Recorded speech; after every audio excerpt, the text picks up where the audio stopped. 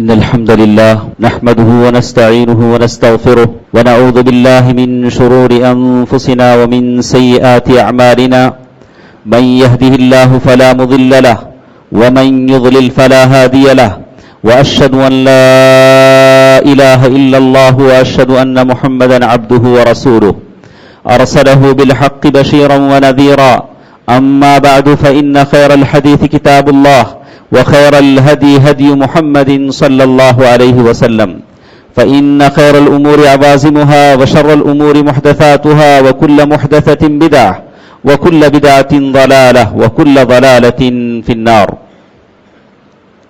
فأعوذ بالله من الشيطان الرجيم بسم الله الرحمن الرحيم قد أفلح من تزكى وذكر اسم ربه فصلى بل تؤثرون الحياة الدنيا والآخرة خير وأبقى محترم حضرات، بزرگوں، دوستوں، عزیزوں، پردہ نشین خواتین، ماں اور بہنوں، اللہ تبارک و تعالیٰ کا بے حد و احسان ہے کہ جمعے کے اس خطبے میں ہم شریک ہیں، اور یہ جمعہ رمضان المبارک کے اس مہینے کا آخری جمعہ ہے۔ وہ رمضان جس میں ہم نے مختلف قسم کی عبادتیں کی، وہ رمضان جو ہمارے دلوں میں تقوی پیدا کرنے کے لیے آیا تھا، وہ رمضان جس میں ہم نے روزہ رکھا، اس روزے نے ہمارے دلوں میں اللہ تعالیٰ کا ڈر اور اس چیز کا پکا یقین کہ اللہ تبارک و تعالیٰ کی ذات ہمیں دیکھ رہی ہے، اس کا یقین پیدا کرنے کے لیے اللہ تعالیٰ نے روزہ ہم پر فرض کیا۔ ہم جانتے ہیں کہ اللہ تبارک و تعالیٰ نے جو جو عبادتیں بندوں پر فرض کی ہیں، بندیوں پر فرض کی ہیں، اس کے مقاصد بھی بیان فرما دیے۔ جیسے کہا کہ نماز جو اللہ تعالیٰ نے بندے پر فرض کیا تو کہا ان الصلاۃ تنہی عن الفحشاء والمنکر، بے شک نماز فحش اور برائیوں سے لوگوں کو روکتی ہے۔ آدمی اللہ تعالیٰ کے بارگاہ میں کھڑا ہوتا ہے، اپنی مخصوص حیت میں، حالت میں اللہ تعالیٰ کے سامنے جھکتا ہے، اٹھتا ہے، اور جیسے اپنے بدن کو جھکاتا ہے ویسے اللہ تبارک و تعالیٰ اس سے یہ بھی چاہتے ہیں کہ وہ اپنے دل کو بھی اللہ تعالیٰ کی مرضی اور اطاعت کے آگے جھکا دے۔ اب اس کی مرضی اپنی نہیں ہوگی بلکہ اللہ سبحانہ و تعالیٰ کی ہوگی۔ نماز جس کے تعلق سے کہا گیا ان الصلاۃ تنہی عن الفحشاء والمنکر، بے شک نماز لوگوں کو فحش اور برائیوں سے روکتی ہے۔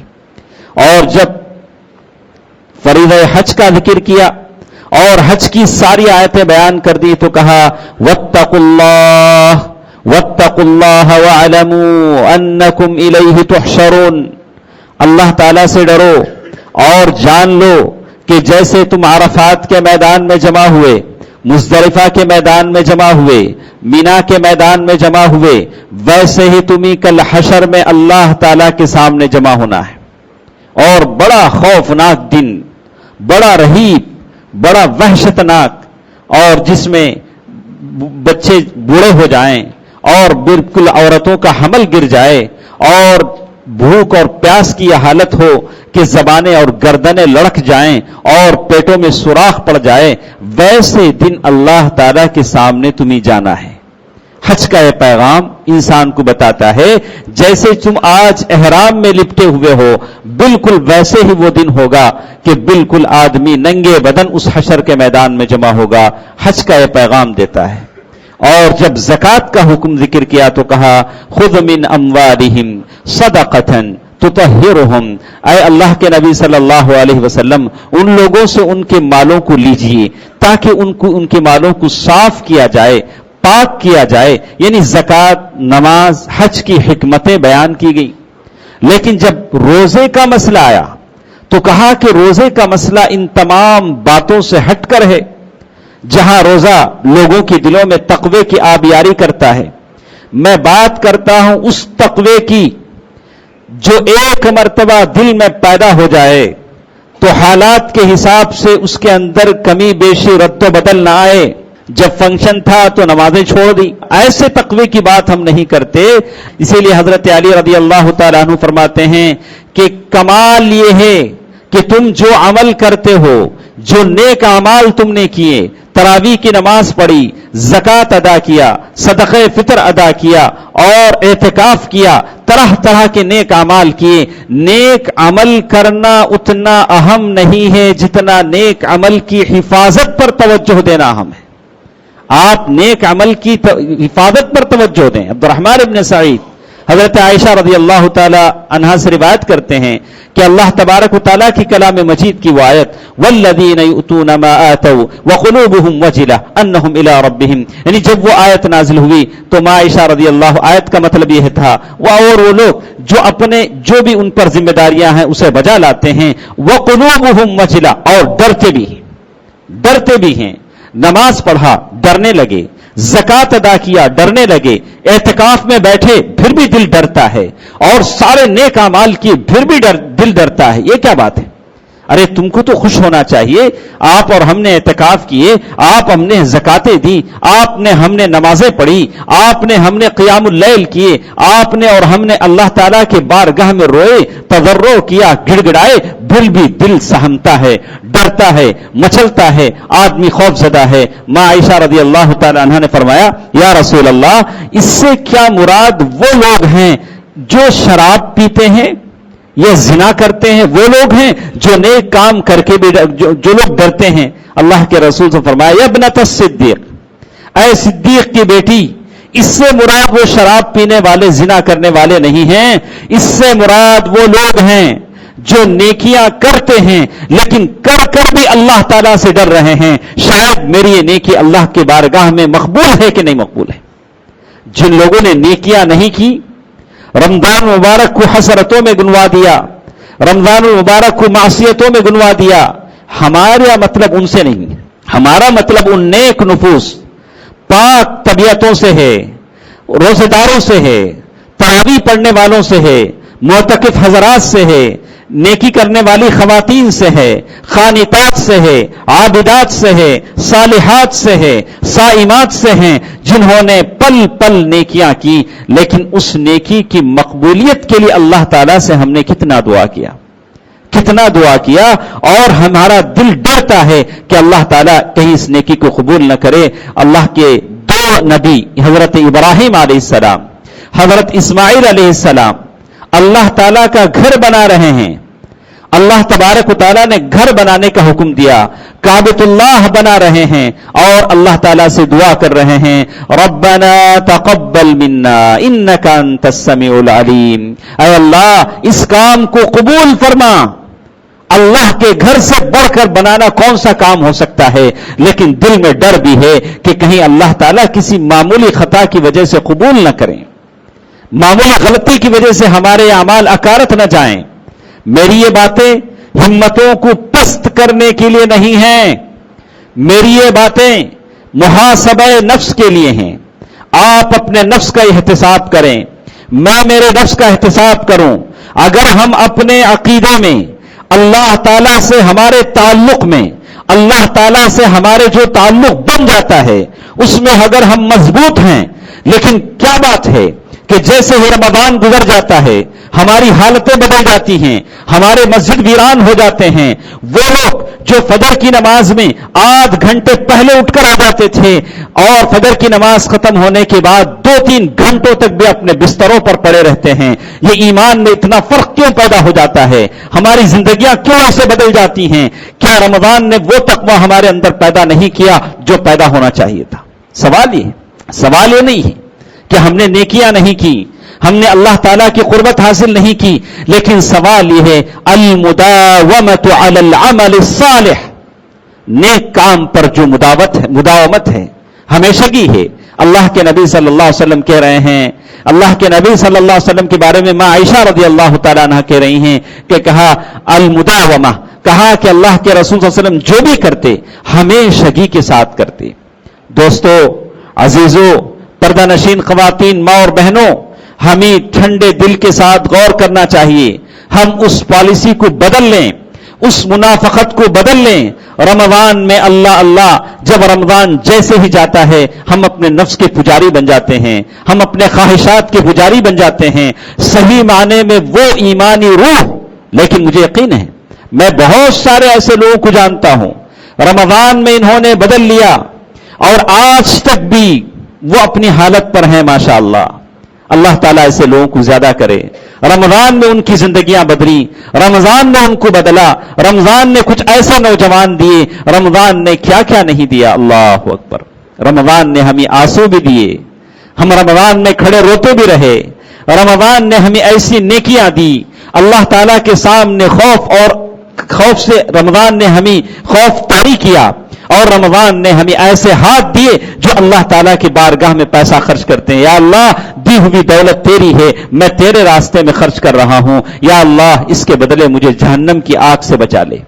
رمضان نے قرآن مجید کی تلاوت کی برکتیں بھی دی. قرآن مجید سمجھ کر ہم نے پڑھا. کتنے پاک نفوس ہمیں اللہ تعالیٰ نے عطا کیے کہ رمضان میں معتکف تھے, سارا کاروبار چھوڑا, ساری مشغولیتیں چھوڑی, ماں باپ کو چھوڑا, چھوٹے بچوں کو چھوڑا, بیوی کو چھوڑا, معتکف بن گئے. یہ رمضان کی خیرات و برکات ہیں. اور قیام اللیل کیا, تہجد کی نماز پڑھی, تراویح کی نماز پڑھی, صدقہ فطر عطا کیا. یہ رمضان کی خیرات و برکات ہیں. مواسات بھی کیا, غریبوں سے غمخاری بھی کی, اللہ تعالیٰ سے تضرع کیا. کیا ان برکتوں کو ہم بھول جائیں گے رمضان کے بعد؟ کیا پھر اس پرانی زندگی پر ہم لوٹ جائیں گے؟ وہ پرانی زندگی جو بالکل جانوروں کی طرح اپنے بستروں پر سوئے ہوئے ہیں, اللہ اکبر کی صدائیں ہوتی ہیں. دوستو, عزیزو, پردہ نشین خواتین, ماں اور بہنوں, میں پھر ایک بار رمضان المبارک کی اس جمعے میں آپ کو یاد دلانا چاہوں گا, ہم اپنی زندگیوں کو بدل لیں, ہم اپنی زندگیوں کے شب و روز کو بدل لیں. آپ کو اور مجھے بالکل صحیح اسلام کی طرف لوٹنا ہے. حالات بدل رہے ہیں, حکومتیں بدل چکی ہیں, انہوں نے اپنی پالیسیاں بدل لی ہیں. اگر ہمارے بچے, ہمارے نوجوان فجر کی نماز کی پابند نہ بنے اور دروس سے, مواعظ سے اپنے آپ کو, ایمان کو تقویت نہ دیں, پتہ نہیں کیسے حالات آئیں گے. ان حالات کا ہم مقابلہ کیسے کریں گے؟ حالات بدل رہے ہیں, شب روز دشمن اپنی چال چل رہا ہے, لیکن ہم مسلمان ہیں جنہیں دیکھ کے شرمائے ہنوک ہم اپنے بستروں پر سو رہے ہیں. ہمیں اپنے فکر سے مطلب ہے, قوم کے حالات سے ہمیں کوئی مطلب نہیں ہے. میں چاہتا ہوں کہ ہر بچہ اپنی جگہ ایک اچھا انجینئر بنے, ڈاکٹر بنے, ایک اچھا آفیسر بنے, لیکن ساتھ ساتھ ایک مسلمان بھی بنے. سب سے پہلے مسلمان بنے. اپنے بچے کو مسلمان بنائیے, اسے تیرنا سکھائیے, اسے سمندر میں بھی ڈالیے, وہ جیت کر آ جائے گا, تیر کر آ جائے گا.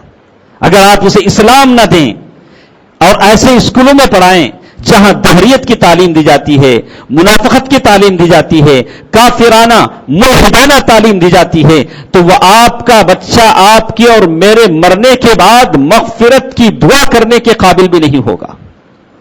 قوم کے لیے کوئی خدمت کرے دور کی بات, وہ ہمارے اور آپ کے لیے مغفرت کی دعا بھی نہیں کرے گا. اس کے بس ایک آنکھ میں عیسیٰ مسیح کی وہ فوٹو نظر آتی ہے, مریم کی وہ اسٹیچو نظر آتی ہیں, دوسری آنکھوں میں وہ بتوں کی, وہ غیروں کی بتیں نظر آتے ہیں.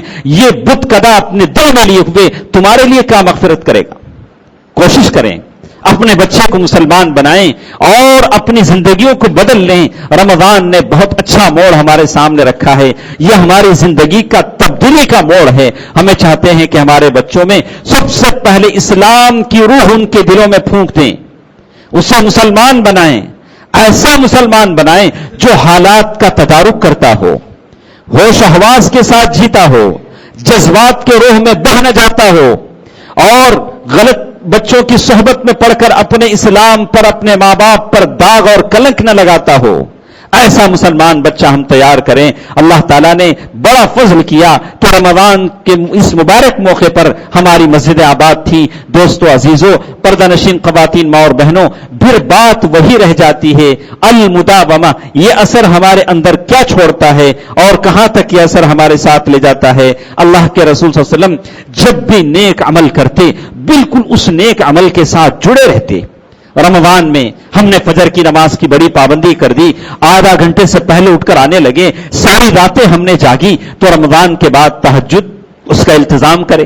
اللہ تبارک و تعالیٰ نے پیارے نبی کو خاص اس کا حکم دیا, قم اللیل, راتوں کو کھڑے ہو کر کچھ دیر عبادت کیجیے. یہ اشد وأطأ وأقوم قیلا, آپ ایسا کریں گے تو وہ بہت زیادہ اچھا ہے کہ آپ کو اللہ تعالیٰ کا مطیع اور عبادت گزار بنا دے. آپ تہجد کی پابندی کریں اور فجر کی نماز.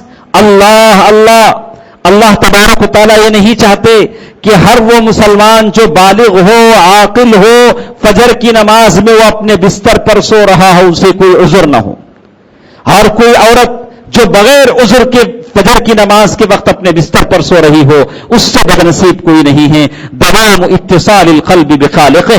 آدمی اللہ تعالیٰ سے ہمیشہ اپنا دل لگائے رکھے. رمضان نے اللہ تعالیٰ سے دل لگانا سکھایا. ابن قیم رحمہ اللہ کی وہ بات میں نے نقل کی.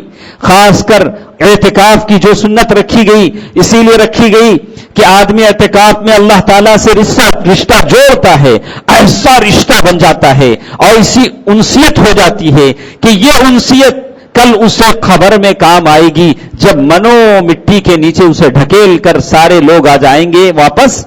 اب اس کا کوئی نہیں ہوگا, وہاں اللہ سبحانہ و تعالیٰ کی انسیت اس کے ساتھ ہوگی اور یہ تعلق کل خبر میں اسے کام آئے گا. آدمی اللہ تعالیٰ سے اپنے تعلق کو جمائے رکھے. الدوام سبب لمحبت اللہ تبارک و تعالی. آدمی اللہ تعالیٰ سے تعلق بنائے رکھتا ہے, یہ اللہ تعالیٰ سے قربت کا ایک سبب ہو جاتا ہے. حدیث قدسی میں اللہ تعالیٰ نے ہی کہا ما زال عبدی یتقرب الی بالنوافل, کہ میرا بندہ نفل نمازیں پڑھتا ہے یہاں تک کہ میرے قریب ہو جاتا ہے. لوگ بڑے بڑے مالداروں کی قربت چاہتے ہیں, سیاستدانوں کی قربت چاہتے ہیں اور غلط لوگوں کی قربت چاہتے ہیں, تو کیا میں اور آپ اللہ تعالیٰ کے قریب ہونا نہیں چاہیں گے؟ اللہ تعالیٰ کی قربت نہیں چاہیں گے؟ اللہ تعالیٰ کی قربت کے لیے نوافل کا انتظام کیجئے, نوافل کا التزام کیجئے جو اور اس پر ہمیشگی اختیار کیجئے. اللہ تعالیٰ آپ کو قریب کر دے گا. یہ رمضان مبارک کا مہینہ تھا جس میں اشراق کی نماز پڑھتے تھے اور ساری مسجد منور تھی. کیا رمضان کے بعد ہم اس کو چھوڑ دیں گے؟ کیا رمضان کے بعد اس سے کوئی ہمارا تعلق نہیں ہوگا؟ عصر کی نماز سے پہلے 4 رکعت اور زوال کے بعد سے اور فجر کی نماز کے پھر 4 رکعت, یہ جو ساری فضیلتیں بتائی گئیں اسی لیے بتائی گئیں کہ اللہ تعالیٰ کا تقرب حاصل کریں. سبب للنجات من الشدائد. آدمی اللہ تعالیٰ سے تعلق جڑائے رکھتا ہے اور مداومت رہتی ہے, کنٹینیوشن رہتا ہے, تو یہ آپ کی زندگی کے مصیبتوں میں کام آتی ہے. آپ کی مصیبتوں میں یہ چیز کام آتی ہے. احفظ اللہ یحفظک. اللہ کے رسول صلی اللہ علیہ وسلم نے فرمایا کہ اللہ تعالیٰ کو یاد رکھو, اللہ تعالیٰ تم کو یاد رکھے گا. اللہ تعالیٰ کو خوشی میں یاد رکھو, اللہ تعالیٰ تمہارے غم میں تم کو یاد رکھے گا.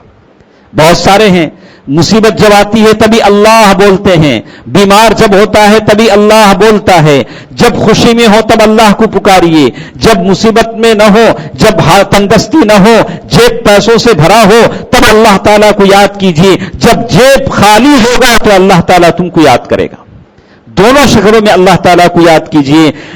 اور پھر کہا عباد اللہ المتقین, اور اللہ تعالیٰ سے جڑے رہنا یہ اللہ تعالیٰ کے نیک بندوں کی عادتیں ہیں. الذین هم علی صلاتهم دائمون. وہ لوگ جو ہمیشہ نمازوں میں جڑے ہوئے ہیں, اللہ تعالیٰ سے اپنا خاص تعلق بناتے ہیں, یہ نیک لوگوں کی عادت ہے. تو دوستو عزیزو, پردہ نشین خواتین, ماں اور بہنوں, رمضان نے جس حالت میں ہمیں چھوڑا اس حالت کا ہم تذکرہ کریں اور اللہ تبارک و تعالیٰ سے اپنا تعلق بنانے کی فکر کریں. اسی لیے ابن مسعود رضی اللہ تعالیٰ عنہ فرماتے ہیں, جتنے لوگ یہاں بیٹھے ہیں, جتنی عورتیں میری آواز سن رہے ہیں, اے کاش ہمیں معلوم ہوتا ان مردوں میں سے, عورتوں میں سے رمضان کو کس نے پا لیا یا رمضان کو کس نے کھو لیا, تو ہم جو پا لیا اس کو مبارکبادی دیتے. ابن مسعود رضی اللہ تعالیٰ عنہ فرماتے ہیں, من هذا المقبول منا فنهنی, من هذا المقبول منا فنهنی. اگر ہم کو معلوم ہو جاتا وہ اللہ تعالیٰ کا نیک بندہ کون ہے جس کی گردن جہنم سے آزاد کر دی گئی اور جس کو اللہ تعالیٰ نے جنت کا پروانہ دے دیا. اللہ تعالیٰ کا نیک بندہ وہ ہے کون ہے جس کی زکوٰۃ قبول کر لی گئی, جہنم کی آگ اس پر حرام کر دی گئی. اللہ تعالیٰ کا نیک بندہ کون ہے جس کے روزے اور قیام اللیل کو اللہ نے قبول کر دیا. فنہنی, ہم اسے مبارکبادی دیتے. اے اللہ کے بندے مبارک ہو.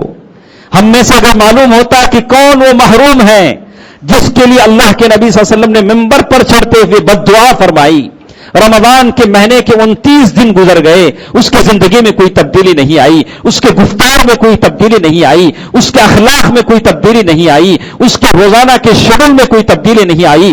آج بھی وہ ظالم ہیں، اپنے بیوی بچوں پر ظالم ہیں، کل بھی وہ ظالم تھا، فنعزی، ہم اسے تعزیت کرتے، انا للہ و انا الیہ راجعون پڑھتے، ہم اسے کہتے اے اللہ کے بندے، رمضان نے تجھے نہیں سدھارا، رمضان نے تیرے اندر تبدیلی نہیں پیدا کی، اب کون سا وقت آئے گا؟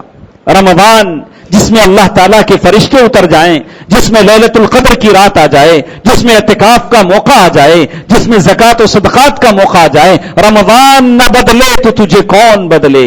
فبأي حدیث بعدہ، اس کے بعد کون سی ایسی چیز ہے جو تمہارے اور میری زندگی کو بدل دے؟ دوستو عزیزو، ابھی بھی وقت باقی ہے۔ جنہوں نے اپنے آپ کو نہیں بدلا یا جنہوں نے نیکیاں کی، ان کے لیے ابھی بھی وقت باقی ہے کہ آپ اللہ تعالیٰ سے دعا کریں، یا اللہ میرا جو شیڈول رمضان میں رہا، میری جو عبادتیں رہی، اور یہ میرے لیے سال بھر، عمر بھر رمضان ہوگا، رمضان ہی رمضان ہوگا، میں عمر بھر اس کی پابندی کروں گا۔ اے اللہ میں نے نہیں بدلا ہے تو مجھے اپنے آپ کو بدلنے کی توفیق دے۔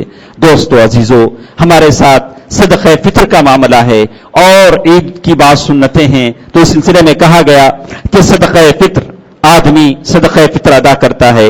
فطرہ جسے ہم کہتے ہیں، سیدھی بات میں فطرہ یہ جسم کا زکات ہے، جسم کا زکات ہے، من اللہو والرفث، کہا کہ روزے کی حالت میں جو زبان سے جو کبھی گندی باتیں نکل جاتی ہیں، اس کے کفارے کے طور پر آدمی فطرہ دیتا ہے۔ تو مثل للمساکین، کہا کہ یہ جو فطرہ دیتا ہے، یہ ایک تو روزے کی حالت میں جو کمی بیشی ہو جاتی ہے اس کے لیے، اور دوسرا اس کا مقصد یہ ہے تہمۃ للمساکین، غریبوں کے لیے کھانے کا بندوبست ہو جائے۔ مسکین الگ ہے، فقیر الگ ہے۔ فقیر وہ ہے جس کو مانگنے سے شرم محسوس نہیں ہوتی، مانگ لیتا ہے لوگوں سے، اجی دو، یہ دو، وہ مسکین، وہ فقیر ہے۔ مسکین وہ ہے جو مانگتا نہیں ہے، مانگتا نہیں ہے۔ اسی لیے نواب صدیق حسن خان بھوپالی نے کہا کہ اسی لیے کہا گیا کہ اگر کوئی شخص بھلے اللہ تعالیٰ کا دین کا کام کرتا ہو، صبح و شام دین کے کام میں لگا ہوا ہو، اور گرچہ کہ کہا کہ ایسے وہ لوگ جو دیندار ہوں، ایسے وہ لوگ ان پر بھی آپ اپنا صدقہ فطر خرچ کر سکتے ہیں، اور کہا کہ مسکین اور فقیر کا فرق لحاظ کریں، اور بہت سارے لوگ جو غریب ہیں، کسی سے مانگ نہیں سکتے، ان کا نفس ان کی غیرت مند اس کی اجازت نہیں دیتی لوگوں سے مانگتے پھریں، ایسے لوگوں کو ڈھونڈ ڈھونڈ کر آپ صدقہ فطر ادا کریں۔ صدقہ فطر وہ کتنا دیں، کیسے دیں، اس کی تفصیل ہمارے ساتھ بہت سارے باتوں میں گزر چکی ہے۔ جیسے کہا کہ بہت سارے استقصاء کے بعد 2.5 کلو یا 2.5 کلو صحیح اس کی عادت بنتی ہے، اور کیسے دے تو بہت سارے جو اس کی کوشش کرتے ہیں کہ پیسوں کی شکل میں دیتے ہیں۔ پیسوں کی شکل میں دینا یہ اللہ کے رسول صلی اللہ علیہ وسلم کی سنت نہیں ہے، اس لیے کہ صدقہ فطر جسے اللہ تعالیٰ نے کہا قد افلح من تزکا وذکر اسم ربہ فصلی، صدقہ فطر ایک عبادت ہے۔ عبادات ساری کے ساری توقیفی ہوتے ہیں۔ توقیفی کا مطلب ہے کہ اللہ کے رسول صلی اللہ علیہ وسلم نے جیسے کیا ویسے آپ کو کرنا ہے۔ اللہ کے نبی صلی اللہ علیہ وسلم نے اناج کی شکل میں دیا آپ کو اور مجھے، اناج کی شکل میں دینا ہے۔ پیسوں کی شکل میں کیوں دیتے ہیں؟ آسان ہے، لینے والا بھی لیتا ہے اور دینے والا بھی دیتا ہے۔ کہا کہ ہر آسان چیز عبادت کا نام نہیں دی جاتی، کوشش کرے کہ آپ اناج کی شکل میں دیں، اور کیسے دیں؟ جو عام غذا وہاں ہوگی ویسے دے گا۔ اور آدمی جیسے کچھ چاول کھاتا ہے، بہت سارے لوگ پوچھتے ہیں صدقہ فطر کتنا ہے، صدقہ فطر کتنا ہے؟ بعض لوگ مسجد پر لکھ دیتے ہیں، بورڈ پر لکھ دیتے ہیں، بات ایسی نہیں ہے۔ آپ جتنا چاول کھاتے ہیں، 50 روپے کا چاول کھاتے ہیں، 60 روپے کا چاول کھاتے ہیں، اگر آپ ہمیشہ باسمتی چاول کھاتے ہیں تو اس حساب سے دیجیے، اس حساب سے 2.5 کلو 3 کلو اس حساب سے دیجیے کہ اس کا کتنا قیمت بنتا ہے، اس کا حساب دیجیے۔ اگر کوئی کہے کہ میں زیادہ کم دے دوں تو دے سکتا ہوں، کہا کہ ٹھیک ہے، اگر فطرہ 150 بنتا ہے، اگر آپ 200 دینا چاہتے ہیں تو 150 فطرہ ہوگا، 50 روپے آپ کے صدقے کے ہوں گے، آدمی دے سکتا ہے، کمی بیشے کے حساب سے دے سکتا ہے۔ اور اس کے دینے کا وقت کون سا ہے؟ تو کہا گیا کہ عید کی نماز سے پہلے، عید کی نماز سے پہلے یہ سب سے بہترین وقت ہے۔ عید کی نماز سے پہلے تک کا یہ بہترین وقت ہے. اگر 2 دن 3 دن پہلے اگر کوئی دے لیتا ہے تو کوئی حرج نہیں, کوئی حرج نہیں ہے, آدمی اس کی کوشش کرے. اور اسی لیے سلف نے کہا کہ اگر عید کی چاند دیکھنے سے پہلے 1 منٹ بھی اگر کوئی بچہ پیدا ہوتا ہے تو اس کا صدقہ فطر بھی ادا کریں گے. اگر 1 منٹ پہلے اگر کوئی مر گیا تو اس کا صدقہ فطر نہیں ہوگا. بالکل صحیح بات کہا کہ اگر 1 منٹ پہلے بھی اگر کوئی بچہ پیدا ہو جاتا ہے, اب کون کس کا صدقہ فطر ادا کرے؟ تو کہا کہ آپ پر جن جن کی ذمہ داری ہے, آپ کی بیوی کا فطرہ آپ ادا کریں گے, آپ کے بچوں کا فطرہ آپ ادا کریں گے, آپ کے ماں باپ کا فطرہ جو آپ کی زیر کفالت میں پلتے ہیں ان کا فطرہ آپ ادا کریں گے. اور یہ اللہ کے رسول صلی اللہ علیہ وسلم نے اس کا حکم دیا. گرچہ کہ حضرت عثمان غنی رضی اللہ تعالیٰ عنہ سے بعض روایتیں آتی ہیں کہ حمل کا الحبل یعنی حمل کا فطرہ بھی انہوں نے دیا ہے, لیکن ضعیف چیز ہے, ثابت رہی ہیں. تو کہا کہ آدمی کوشش کرے اللہ اور اس بات کا یہ کرے کہ سنت کے مطابق عبادات کو بجا لائے. اور بات آتی ہے عید کی. عید اس کے کچھ آداب ہیں, سنتیں ہیں, اور جس کے عید میں کچھ بدعتیں ہو جاتی ہیں, کچھ معصیتیں ہو جاتی ہیں. اللہ تبارک و تعالیٰ کہتے ہیں وَلِتُكَبِّرُوا اللَّهَ عَلَى مَا هَدَاكُمْ وَلَعَلَّكُمْ تَشْكُرُونَ. اور جب عید کا چاند دیکھ لو تو اللہ اکبر اللہ تعالیٰ کی تکبیر بیان کرو. اس سے بڑھ کر کوئی عبادت نہیں ہے کہ اللہ کی زمین پر اللہ تعالیٰ کی تعریف بیان کی جائے. تعریف بیان کرو, اڑتے چلتے شاپنگ کے لیے جا رہے ہو تو کوئی بات نہیں, جاتے جاتے تکبیر بیان کرو, آتے آتے تکبیر بیان کرو. اللہ اکبر. عید کا چاند جیسے ہی دیکھ لیا اللہ تعالیٰ کی تکبیر بیان کرو. اور اچھے لباس پہننا اور عید کی نماز کے لیے آتے آتے کچھ کھا کر آنا اور عید الفطر کی سنتوں میں شامل ہے. اور آدمی جتنا چاہے اللہ تعالیٰ کی تکبیر بیان کرے, اچھے خوبصورت لباس پہننا, اور اسی طرح اس موقع پر مواسات کرنا, خیر خواہی کرنا, غریبوں کا خیال رکھنا. اور اسی طرح عید کی نماز کے موقع پر یہ ساری چیزیں غلط ہیں کہ لوگ عید کی نماز پڑھ لیتے ہیں تو قبرستان جاتے ہیں. قبرستان جانے کے لیے کوئی وقت مقرر نہیں ہے, لیکن اس دن کو آپ خاص کرتے ہیں تو یہ چیز غلط ہو جاتی ہے. جانا اچھی چیز ہے, آخرت کی یاد آتی ہے, لیکن اس دن کو آپ خاص کریں تو یہ چیز غلط ہو جاتی ہے. آدمی اس کا خیال رکھیں. اور صحابہ کرام سے ثابت ہے, حدیث صحیح ہے, تقبل اللہ منا ومنکم.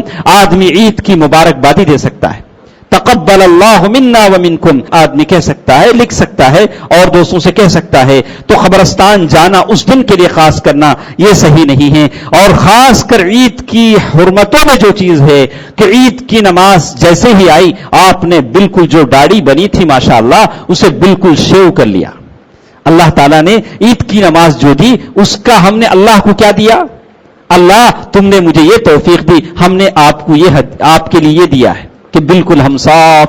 کہا کہ چونکہ ارے عید کی نماز رمضان گزر گیا تو ہم نے اپنی حیت بدل دی. اللہ اس کا لحاظ کریں. یہ حرام ہے کہ آدمی عید کے موقع پر ایسا کام کرے, اور یہ چیز غلط ہے.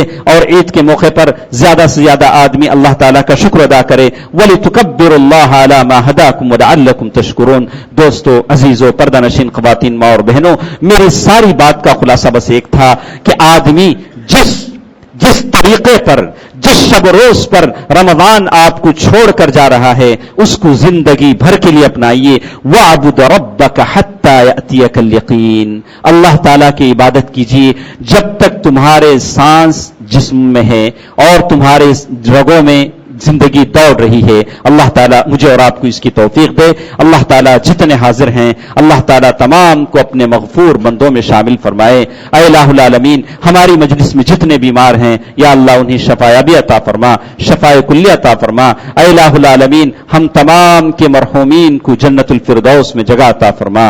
اے الہ العالمین, ان کی خبروں کو نور سے بھر دے. اے الہ العالمین, جہاں جہاں مسلمان پریشان ہیں ان کی پریشانیوں کو دور فرما. اے اللہ تو ان کا بہترین مددگار بن جا. اے الہ العالمین, ہماری مجلسوں میں جو مرد اپنی بیویوں سے پریشان ہیں ان بیویوں کو ہدایت دے دے.